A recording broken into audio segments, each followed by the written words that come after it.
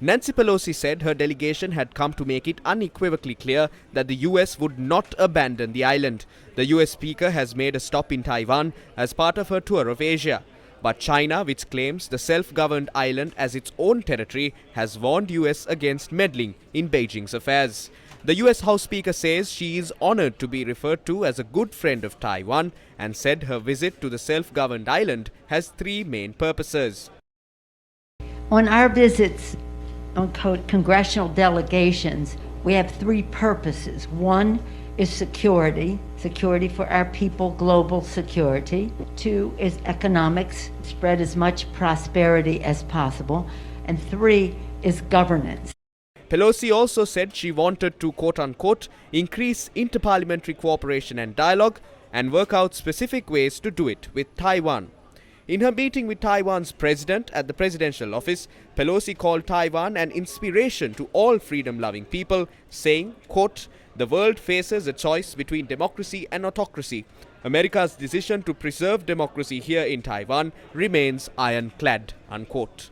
Tsai similarly praised the partnership between both places, saying Taiwan remained a trustworthy and reliable partner of the United States. As Pelosi's plane touched down last night, Chinese state media reported that its military jets were crossing the Taiwan Strait.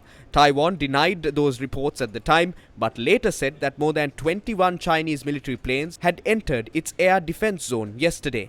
Within an hour of Pelosi's arrival, China announced that the People's Liberation Army will conduct a series of live-fire military drills in the air and at sea around Taiwan later this week, warning ships and aircraft not to enter the affected areas.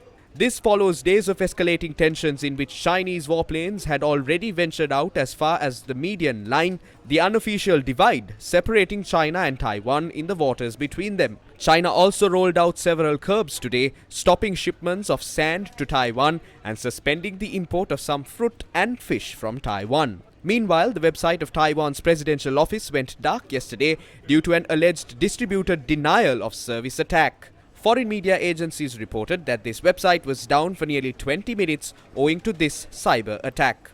While the scuffles between China and America continue in Taiwan, a Chinese high-tech surveillance vessel, Yuan 5, is sailing towards the port of Hambantota. The vessel belongs to the Chinese military's Strategic Auxiliary Force and is used to track satellites, rockets and intercontinental ballistic missiles. India has branded it an eavesdropping vessel.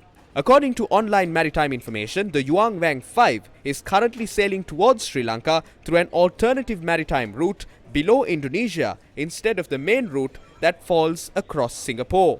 India has now declared the arrival of the Chinese vessel to Sri Lanka, which has the ability to monitor a 750-kilometer radius, as a serious threat to its security, announcing that it is prepared to respond through all possible means.